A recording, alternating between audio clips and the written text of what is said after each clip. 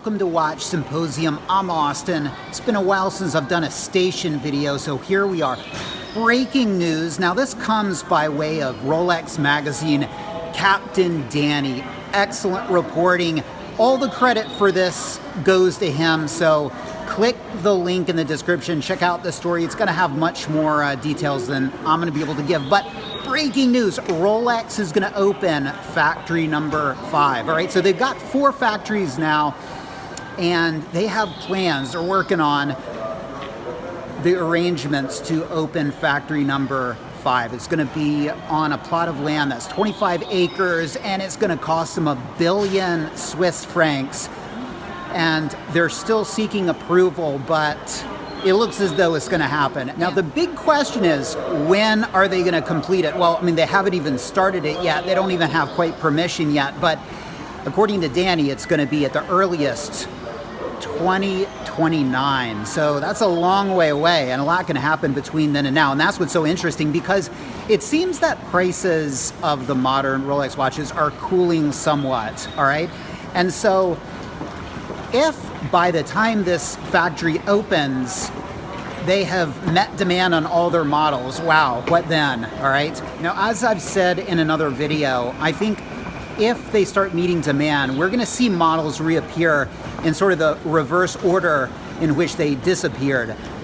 You know, of course, the sports models were gone, and then the date justs were gone, and I'm really forgetting a lot of models here. And then finally, the diamond dial date justs are gone, and the ladies' pieces. And so now, if you go to a authorized dealer in Tokyo, you can find nothing. I mean, you can bring a bag of cash, lay it on the counter, and say, I don't care what you sell me, 28 millimeter ladies' date just, I don't care, just sell me something that tells the time. They'll push the bag of cash back in your face and tell you to, well, good luck. That's what they'll tell you in so many words, all right? So if they start to meet demand, you're gonna start seeing probably the diamond dial date just and the ladies' pieces, and then eventually you might see a steel date just, and then of course, you know, on up.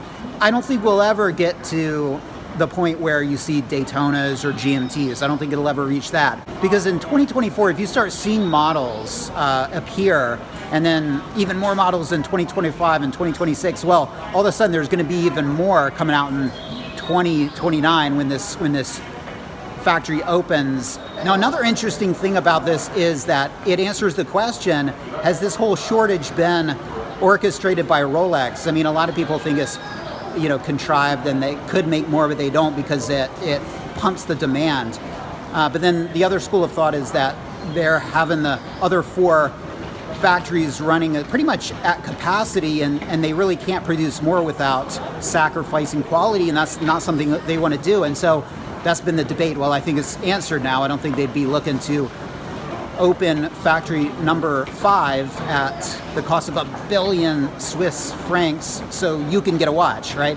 So there goes that idea. Now, of course, a lot of people can't get the pieces they want, and so they're looking to put their ire on somebody, and of course, Rolex gets a lot of it. You know, produce more pieces. It's really the authorized dealers, it's the middlemen that are really messing with you. And you know, if you've been mistreated and you've been trying to get a piece and you think you deserve one, take it up with the AD, I guess. But anyway, interesting thing.